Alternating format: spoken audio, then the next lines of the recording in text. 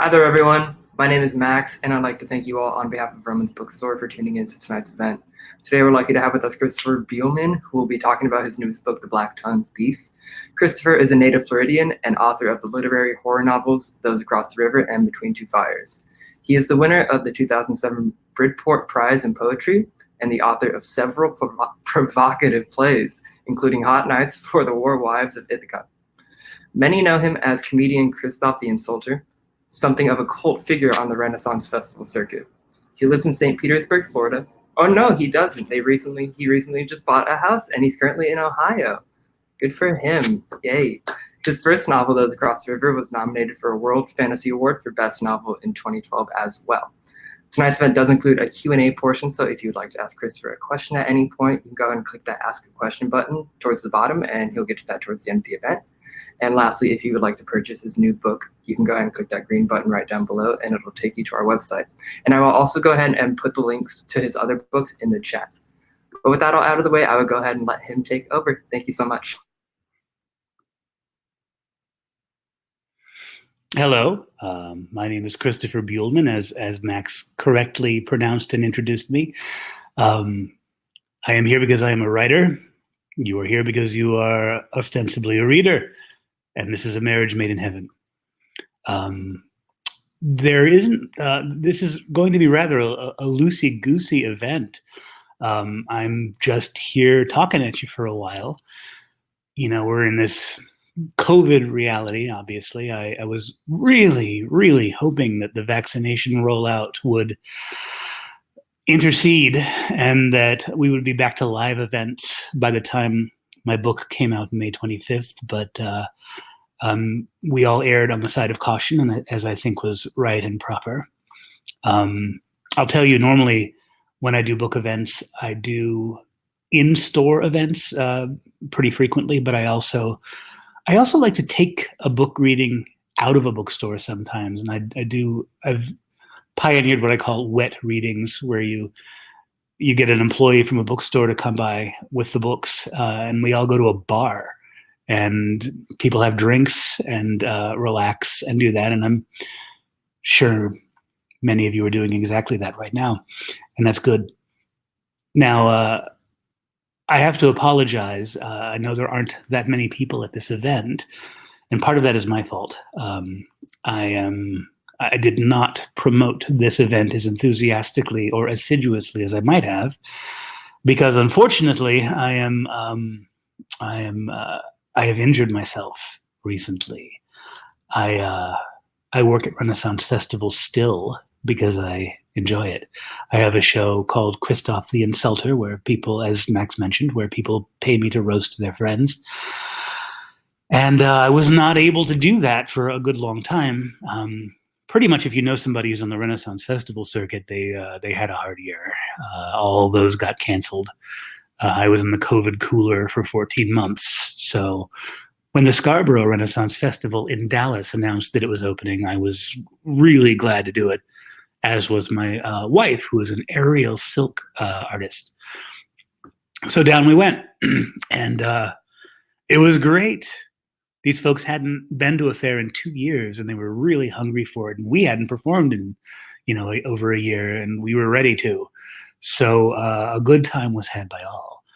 But perhaps the only downside of the Scarborough Renaissance Festival, which is a lovely fair site, beautiful, beautiful wooden buildings with a lot of detail, great acts, great music, great shops. I mean, it's a very fun event. Perhaps its only downside is the weather. The weather in East Texas in April and May, there's no nice way to say it is a bastard.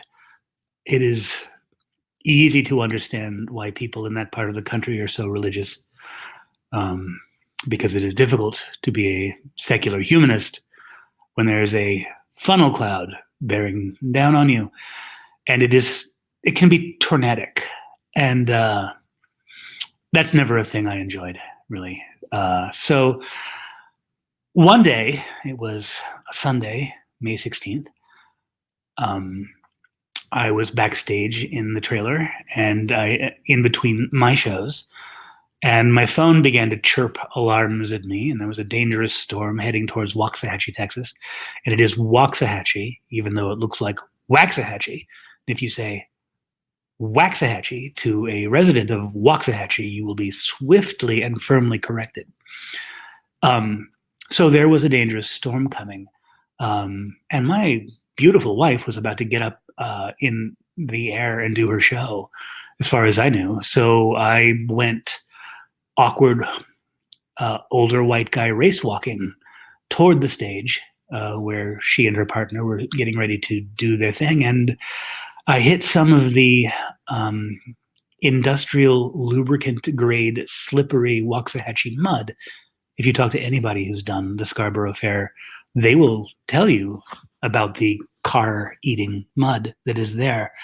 I hit some of that kinetically, enthusiastically, and I felt rapid and violent architectural changes happening in my left knee as I hit the ground, and found myself looking up in that tornadic gray-green sky as the silhouettes of well-meaning fairgoers and workers crowded the sky above me, helping me. They did do so. I actually wanted to be taken to shelter, which meant the toilets, because that's the best structure there. But I was taken to the first aid tent, which is, well, it's not really a tent. It's a structure, but it's not really the place you want to be when there's possibly a tornado coming. But I realized that these matters were out of my hands, and I could just relax. So in any event, yes, I tore some soft tissue in my knee, and I guess, like I said, had we been in regular book tour land, I wouldn't have been able to come to Pasadena anyway in this shape. So things happened the way they happened. One question I get pretty frequently is, how did my time working at Renaissance festivals, or how has my time at festivals affected the novel, which Vroman's has now? And please, whatever else happens, and I think we're probably going to be trying to promote this event after the fact. I certainly will be. Please look where my nose is pointing right now, because you will see a button that says "Purchase tonight's book here." So why not do that? Support an independent bookstore. Get the Blacktongue Thief from Vroman's. They're kind enough to host this event. So do the brothers and sisters a solid and do that thing. But how has my career at Renaissance festivals influenced the writing of this novel? I think first I should probably tell you a little bit about the novel itself. The Blacktongue Thief is set in, I guess, what you would describe as a typically high fantasy world in some ways, but it is also, I wanted to make it a high fantasy dystopia.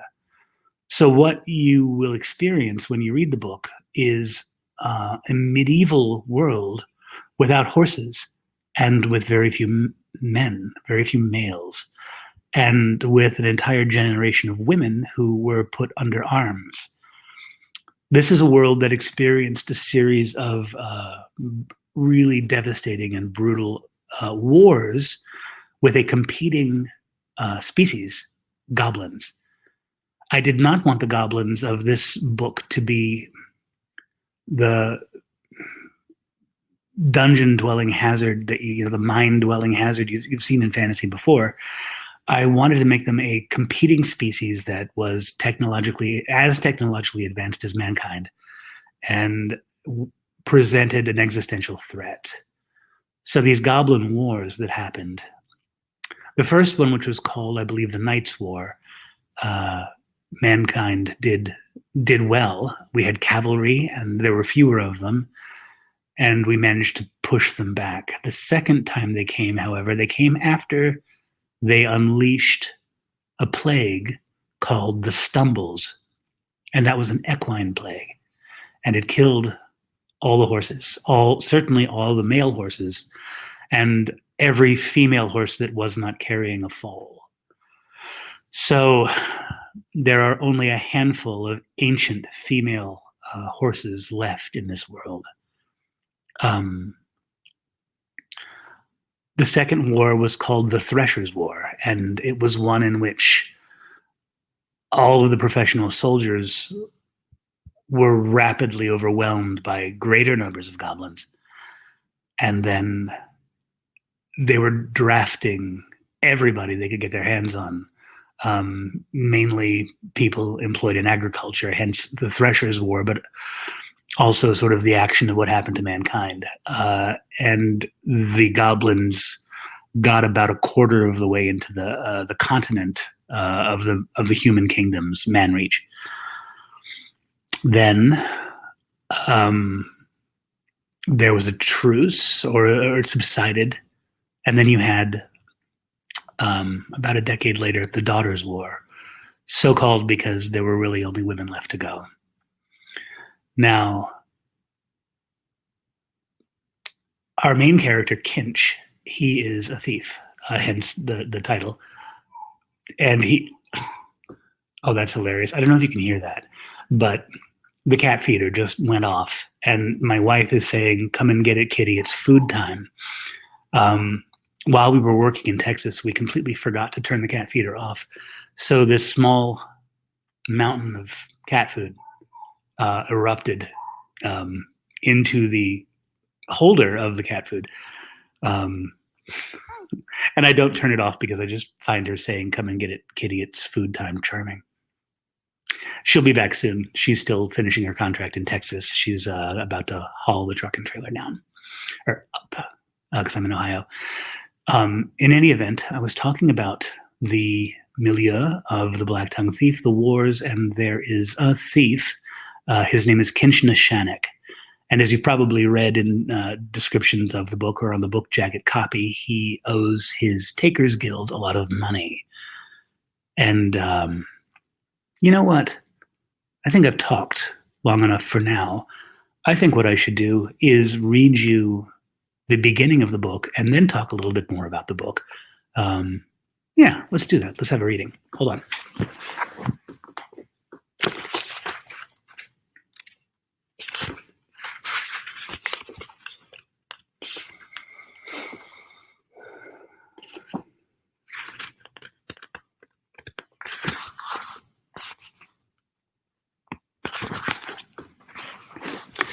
We're going to take up with Kinch Nashanik, who is crouched in ambush with a group of highwaymen waiting to find unlucky travelers down the white road through the Forest of Orphans.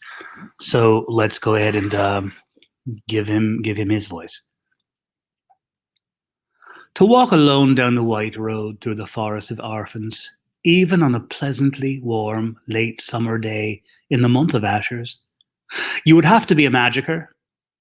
If you weren't, you'd have to be a drunk, a foreigner, a suicide, or some sloppy marriage of the three. This one had the look of a foreigner. She had the olive tones and shaggy black hair mop of a spanthe, with good cheekbones, like they have there, a gift from the old empire. And there was no telling her age, youngish, 30, built small but hard. Those sleepy eyes could well be a killer's, and she was dressed for fighting. She had a round shield on her back, a gorget to save her throat, a cutting, and if I didn't miss my guess, she wore light chainmail under her shirt. The blade on her belt was a bit shorter than most, probably a spadine or bullnutter, which would definitely make her Ispanthian. Their knights used to be the best horsemen in the world back when the world had horses. Now they relied on the sword and shield art of old Kesh, known as Kalar Bajat, taught from the age of 8. Spants don't take threats well. I was all but sure if we moved, it would be to kill, not intimidate. Would Pogren think it was worth bothering? Money pouches hung on the stranger's belt, but would Pogren order the attack just for that? No. He would be looking at the shield. Now that the maybe Spanthe was closer, I could see the rosy blush on the wood rim peeking over the stranger's shoulder, marking the shield as one of springwood. A tree we cut so fast during the Goblin Wars it was damn near extinct. The last groves grew in Aspanthia under the king's watchful eye, where trespassing would get you a noose and trespassing with a saw would get you boiled. The thing about springwood is, if it's properly cured and cared for, it's known to stay living after it's been cut and heal itself. And as long as it's alive, it's hard to burn. Pogren wanted that shield. As much as I hoped he'd move his cupped palm down like he was snuffing a candle, I knew he would jab his thumb forward and the attack would start. 3 scarred brawlers stood beside Pogren, and I heard the other 2 archers shifting near me. One superstitious young squirt of piss named Narfus, though we called him Nervous, kissing the grubby fox pendant carved from deer bone he wore on a cord around his neck. His pale, wall-eyed sister shifted in the leaves behind him. I never liked it that we worshipped the same god, they and I, but they were Galts, like me, born with the black tongues that mark us all. And Galtish thieves fall in with the Lord of Foxes. We can't help ourselves. I pulled an arrow with a bodkin point, good for slipping between links of chainmail, and knocked it on the string. We watched our captain. He watched the woman. The ravens screamed. Pogren jabbed the thumb. What happened next happened fast. I'll pause there to talk about how I started writing this novel. What I often do with my novels is I'll do a writing exercise and just see where it takes me. So I had a highwayman, a thief. I knew I wanted to write about a thief. I knew there was a guild. I knew there were goblin wars. I had some idea about who the second protagonist might be. But I was writing it in the third person the first time. And with all this dystopia I've described, I found that the tone of it was just so bleak. I mean, I've got nothing against grim, dark novels. I rather like them. Joe Abercrombie's one of my favorite writers. He writes dark stuff. Anna Smith Spark. She's beautiful and poetic, but she's dark. She reminds me a lot of Christopher Marlowe's writing, actually. You should check her stuff out. Anna Smith Spark, really good. But I needed to leaven the darkness somehow, so I decided to tell the story from the thief's perspective, and I found he was kind of a wise ass, and I really liked him. So that's where this narrative comes from. Let's go a little further. I pulled and loosed first, feeling the good release of pressure in my fingers and the bite of the bowstring on my inner arm. I also had that warm heart feeling when you know you shot true. If you haven't handled a bow, I can't explain it. I heard the hiss of my fellow's arrows chasing mine, but the target was already moving. She crouched and turned so fast she seemed to disappear behind the shield. Never mind that it wasn't a large shield. She made herself small behind it. 2 arrows hit the springwood and bounced, and where my own arrow went, I couldn't see. Then there went Pogren and his 3 brawlers, Pogren's big glaive up in the air like an oversized kitchen knife on a stick. Frella's broadsword behind her neck, ready to chop. 2 others we'll just call spear and axe running behind. The Spanth would have to stand to meet the charge, and when she did, I'd stick her through the knee. Now things got confusing. I saw motion in the trees across the road. I thought 3 things at once. A raven is breaking from the tree line. The ravens have stopped shouting, and that raven is too big. A raven the size of a stag rushed onto the road.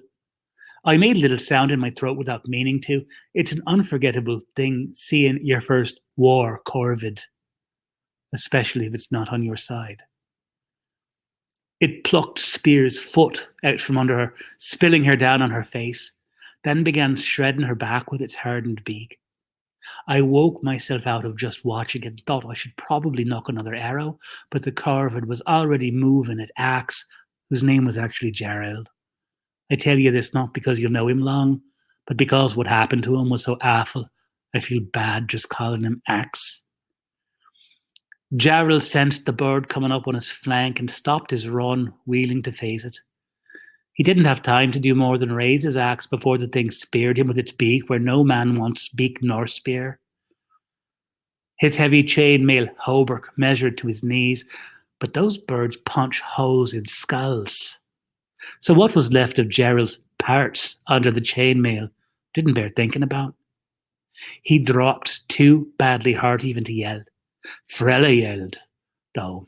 I glanced left and saw Pogren bent over, covered in blood, but I think it was Frella's.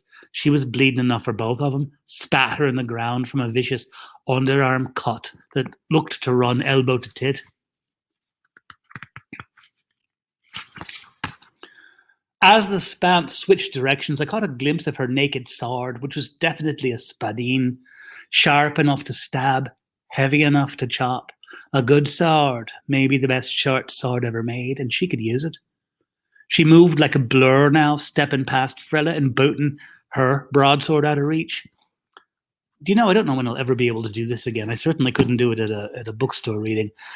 But I want to tell you that the shape, the actual description, I knew it was a short sword, a spadine, the Espanthian sort of national sword. But I didn't know exactly what it looked like.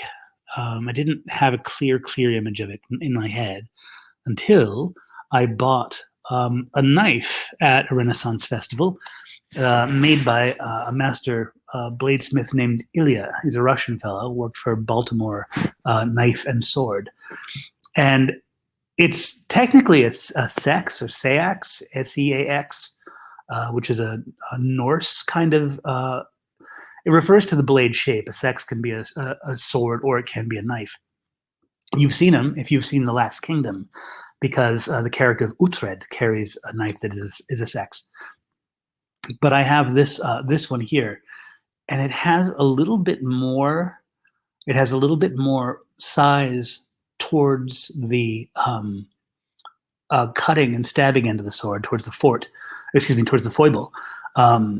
But there's an elegance to it that sometimes the Nordic ones don't exactly have, because they're very angular and very linear. So I'm going to show you this knife right now. Imagine this having a blade of about 22 to 24 inches long, and you are getting perhaps the first glimpse of what a spadine looked like in the author's brain. And there it is. So that is what our Spanth is using in this fight. Isn't this fun? I just dropped the book. Hold on.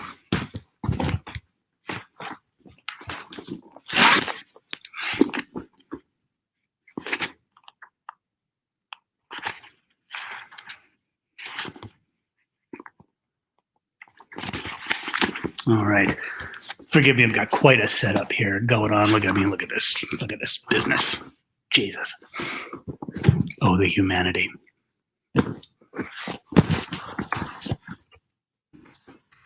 All right. The Spanth just booted Frella's broadsword out of reach. Spare, her back in tatters, was just getting up on all fours like a baby about to try walking. Beside me, nervous, cried out, "Awain Baith," Galtish for death bird, and dropped his bow and ran, his older sister turning tail with him, leaving me the only archer in the trees. I had no shot at the Spanth, but she kept her shield raised toward me even as she lopped Spear's hand off below the wrist. Funny what the mind keeps close. I glimpsed the shield closer now and saw its central steel boss was wrought in the shape of a blowing storm cloud's face, like the kind on the edge of a map. Pogren had taken up his dropped glaive and was trying to ward the corvid circling him.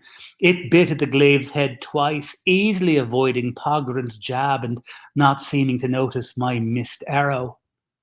These things don't move predictably, and at 20 paces an arrow doesn't hit the instant it flies. Now the war bird grabbed the glaive head and wrenched sideways, so Pogren had to turn with it or lose the weapon.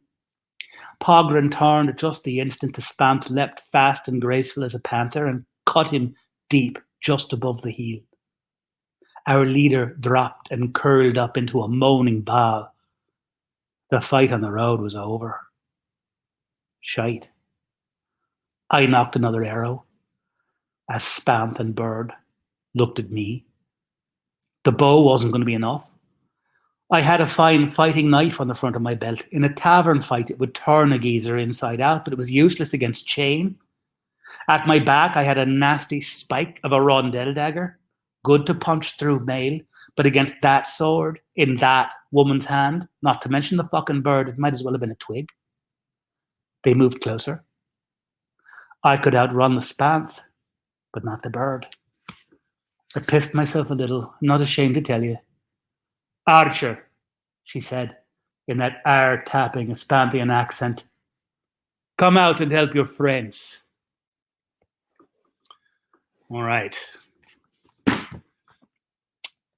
I think I've jabbered on it quite long enough in monologue. I think I want to go ahead and tap Max, if he's not consuming yet more hummus and pita, and see if we have any questions. I'd love to do a little Q&A before we wrap things up. Hey, would you like me to appear on screen with you? Yes!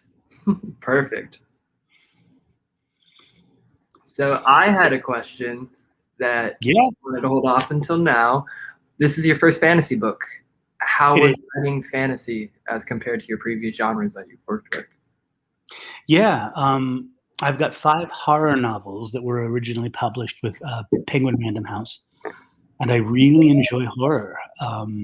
But horror, I don't read only horror, so it makes sense that I wouldn't want to write only horror. It was nice to take a break from it. I mean, I do see myself going back to it. There's just something so cool about a good horror story, you know. Do you enjoy horror, Max? Yeah, I do. Yeah. Do you enjoy film and book, or do you? Because some people just do one or the other. Okay. Yeah, I enjoy film more than book, but I still enjoy book.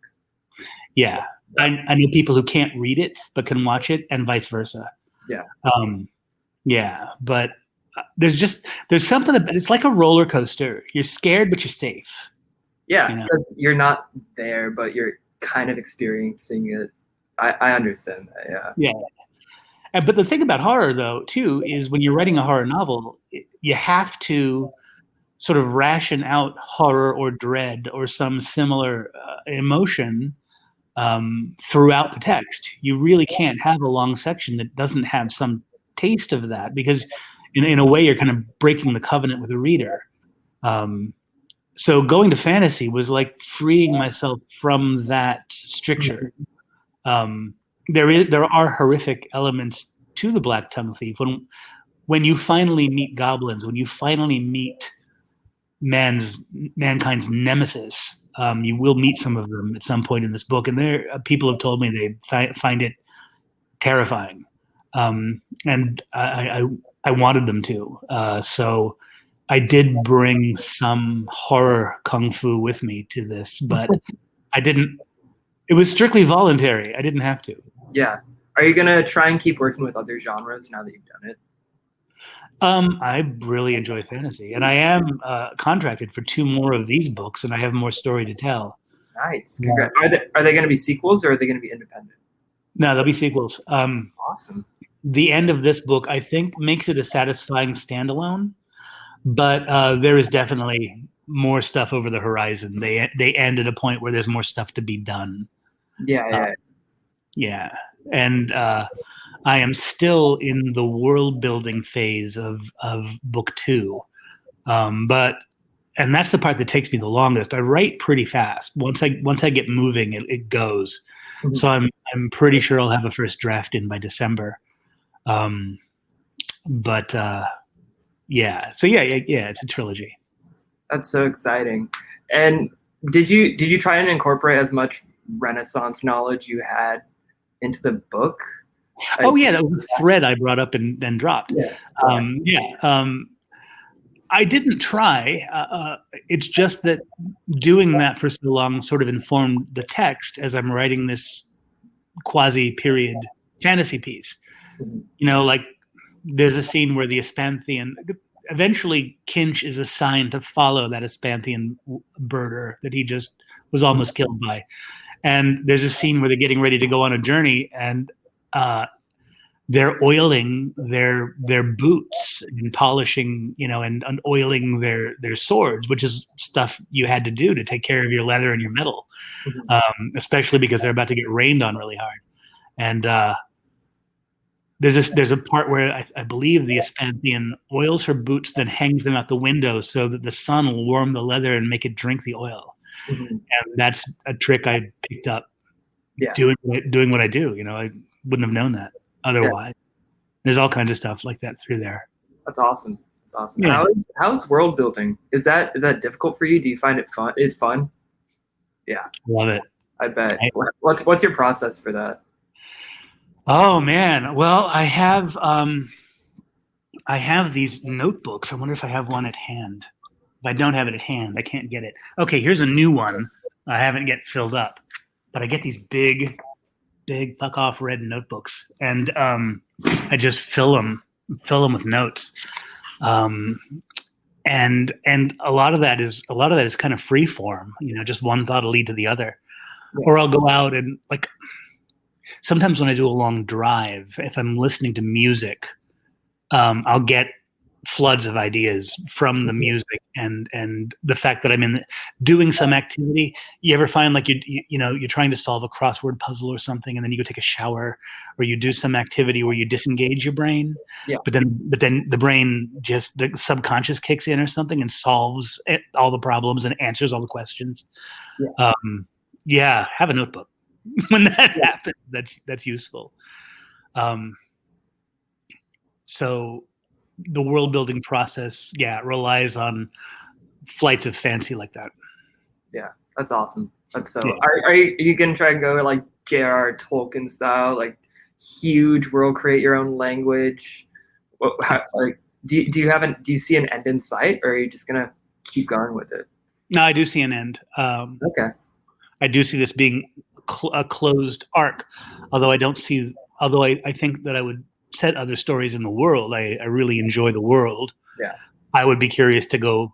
I've got a pretty long history built up in my head about this. I mean, there was a time before the goblins.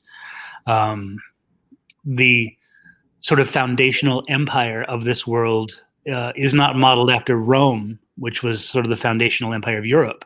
Yeah. It's what conquered what is now analogous to Europe was India or Kesh. So you will find temples with very sexual scenes on the sides of them, half buried in a bog, or you will find statues of elephants and archers, which were sort of what that army employed. That's so interesting. I love that. But you asked, well, am I going Tolkien? I've already got languages in it. He created like a book that has like, it's a dictionary. I'm not going that far. I'm not going to write the whole language. What I actually did was I made the cultures that I'm using. I didn't model them directly after existing cultures, but I tried to make them cousins to existing cultures, as if this were an offshoot world where an Espanthian is not a Spaniard, and an Espanthian is not a Catalonian, and an Espanthian is not Portuguese, but it might be a fourth culture that would nestle in between those three. Yeah. And a Galt is not Irish, so that it would be the closest, and it is not Welsh or Scottish, but again, it is something that a Scotsman or an Irishman would recognize. Interesting. I love that. That's so fun. Yeah. I actually love those sort of second world fantasists, like Abercrombie's one, and famously Guy Gabriel Kay. Because it gives you somewhere to hang your hat. I mean, Science fiction for me can be hard because you've got to follow the writer along on such a raw creative process. Yeah. There's oftentimes, it can be hard for me to try to imagine exactly what the writer's imagining. Yeah. But when I tell you that an Espanthian has characteristics in common with a Spaniard or a Catalonian, you kind of know the animal already, and you don't have to spend too much time trying to picture what that culture is. Yeah. Yeah, because it like those two exist. You can just make connections based off of that. Yeah. Yeah. Abercrombie, in his books, he has a country called Styria, which is pretty analogous to Renaissance Italy, and it's got mercenaries like they had there, and I loved it because I didn't feel like it was ripping off Italy. I just felt like I was reading something that was just a fantasy version of it, and it was really satisfying. Yeah. I don't have any other questions. If anyone else in the audience has any questions, feel free to ask. Well, wait a second. Oh, wait. How's your day been, Christopher? Oh, thanks for asking. My day has been a day of solving problems. Oh, I love doing that. Well, I do and I don't. We're trying to solve problems for my wife, who is trying to get out of the fair site in Texas, which has had yet more storms. And our trailer and truck have been bogged down in mud. So I've been on the phone with AAA trying to get people down there to tow all of that gear out for us. And yeah, it's been challenging. I take it back. That's not a fun problem to solve. Wasn't all that fun. Yeah. Wasn't all that fun. Yeah. But this has been a wonderful event, Max. Thanks for having me. And thanks for speaking. I really enjoyed listening to you read. I enjoyed this conversation, learning about that. It was really interesting. Yeah. Everyone in the audience, thank you so much for coming. Again, if you would like to purchase his book, you can go ahead and click the green button down below. And also, I put the link to all of his other books in the chat, so you can go ahead and just check that out. But I will go ahead and let y'all go. Christopher, again, thank you so much, and have a good night. You do the same, Max. Thank you.